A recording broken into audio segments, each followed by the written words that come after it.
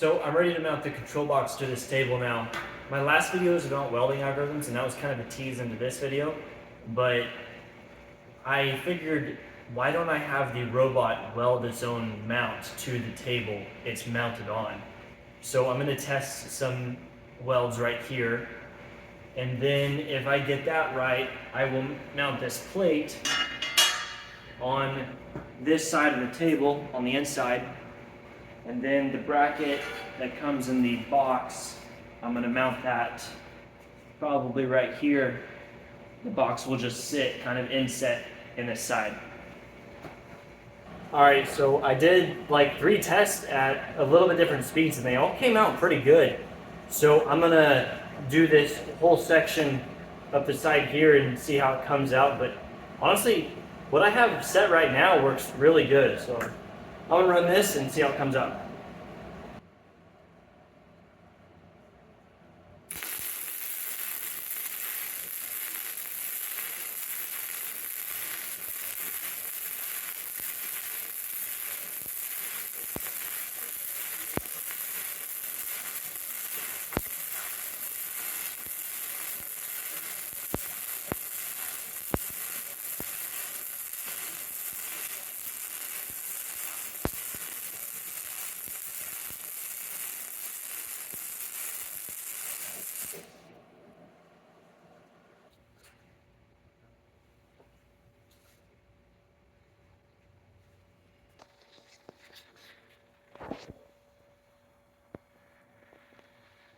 This is what we're working with. So this is what it looks like after I've cleaned it. You can see all those little ridges. That honestly looks pretty good to me.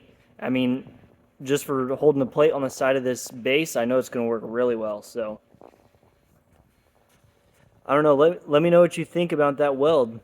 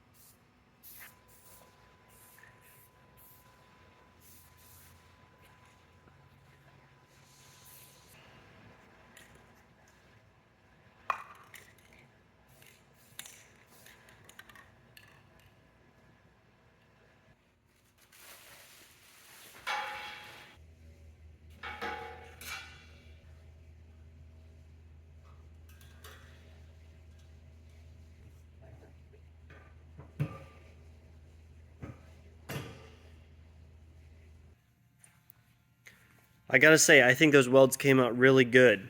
I can't weld very good myself, but I can program a robot, so I figured I'd take this task on and see how it does. Here's that weld after it's painted.